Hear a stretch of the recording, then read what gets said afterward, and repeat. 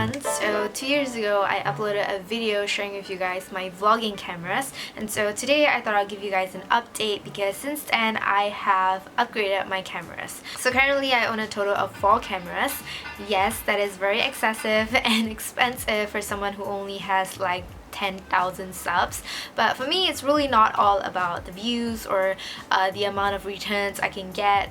I just really like to be proud and satisfied of the content that I create, and I like to enjoy vlogging. Once again, here is a disclaimer. I know it can be shocking because I own 4 cameras, but I'm not an expert on cameras. I do try and read the specs and stuff, but mostly I just read reviews and listen to what the experts gotta say. And so for today's video, I'm just going to talk about my experience as with these cameras and why I chose them, what I like about them, my favorite points about them. And so if you're expecting to hear all the technical stuff, then this video is not gonna be it. So the first new camera that I didn't introduce to you guys is the Canon EOS M6 that I used together with the Canon EF-M 11-22mm lens. So currently I'm using my DSLR to film, but right now I'm going to switch over to this camera so you can see how it looks like.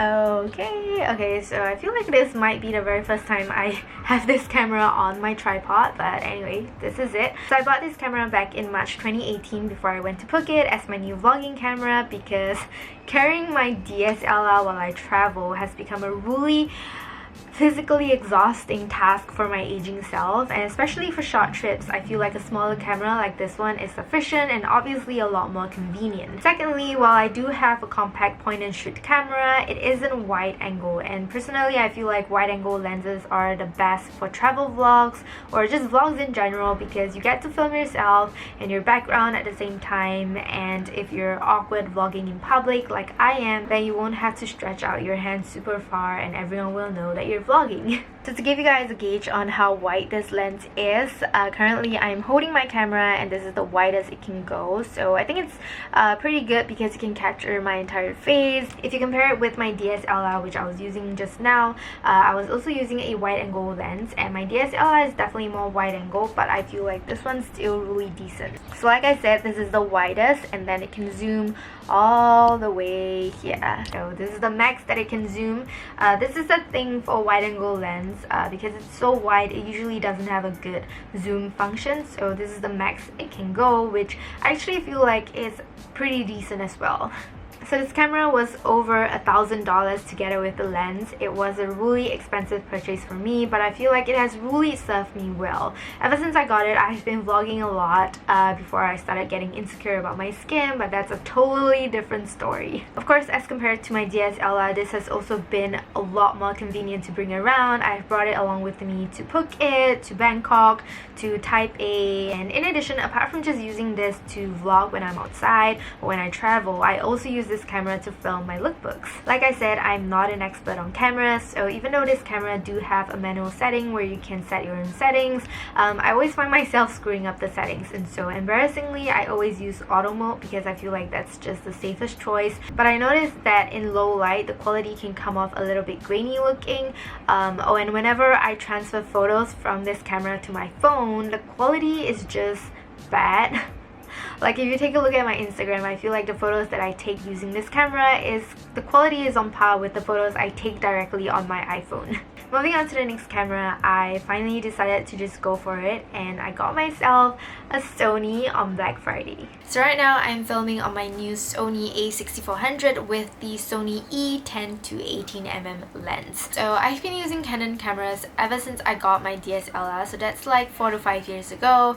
I really love that my DSLR and the Canon M6 uses the exact same battery and they connect to the exact same app, and so getting a camera that isn't Canon was actually a really big step for me, and also because Sony is ridiculously expensive. Nevertheless, I've been wanting a Sony camera for quite some time now because I noticed that the quality is just so much sharper and different. It's like wearing a new pair of glasses. So I decided to get this camera actually to replace the Canon M6, and hopefully in the near future my DSLR as well, which I used to film most of my videos on this channel. And the biggest reasons I would say are the quality and the functions. While I do love the Canon M6, like I said, I feel like the quality is pretty average and sometimes it can get very grainy looking, and most of the time the quality does not bother me with the Canon M6, but when it comes comes to my travel vlogs, I do want something that's better. I know that travel vlogs aren't really like the most popular vlogs on my channel, but like I said, it's not really about the views.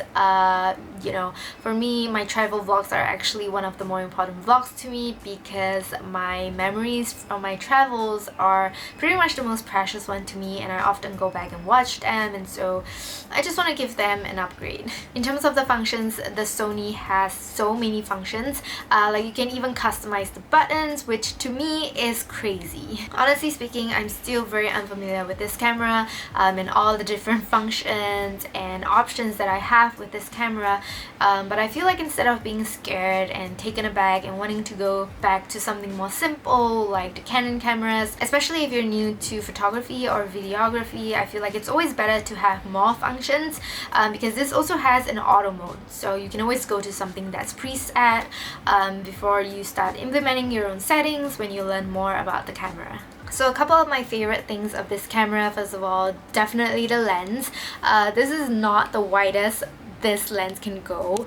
Let me just give you a gauge. I'm holding the camera right now and this is the widest it can go, so it's pretty wide in my opinion, and it can zoom right till here, which it's pretty average. I feel like I said, you know, wide angle lens usually don't have a great zoom function, so you know, you get it because it's wide. This is definitely the widest lens I've ever gotten, and I feel like it's great because, you know, when you film travel vlogs, you don't really want people to feel like they're just looking at your face. You know, you can see a lot of the backgrounds, and I feel like it's even better because, you know, when I travel, I usually travel with my boyfriend, and it's quite difficult for us to take photos together with the scenery, but with the wide angle we can take ourselves with the background really easily. The second thing I love about this camera is that you can actually charge it while using it. So previously with my Canon cameras, you can only charge the battery via an external charger, and so when your battery is dead, it's dead. This is also great when you're outside because you can actually have the option of charging your camera with a USB cable, and these days there are USB portals like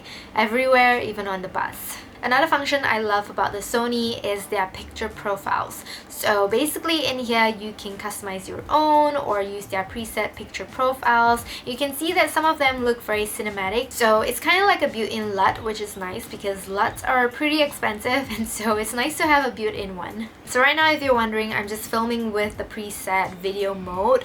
I just really wanted to try and film with no picture profile or any settings with the colors first, so I can see how it looks like. From what I'm looking at the screen, I'm looking very yellowy, so I do need to figure out how to fix that because I swear I don't look so yellow in real life. I mean, like, look at my cupboard. It's so like dirty looking. It doesn't look like that, I swear. Just to give you guys an idea of how the picture profile will look like, I am currently filming on picture profile number 10, which is useless telling you that because I've customized it. I followed a customization online, so this is how it looks like, just to give you guys an idea of what they have and how it will generally look like. This is how it works. So I really like this one actually. I feel like I might vlog in this for the month of December. So if I have to say one thing that I don't like about this camera, it's probably the flip up screen. It's just very difficult to flip it up and back down. I honestly don't think that I can flip up this screen just by using one hand, and I can predict that it will definitely be an inconvenience for me because sometimes when I'm vlogging outside, I only have one hand available. And if you're wondering, for my Canon M6, I can flip up the screen with just one finger.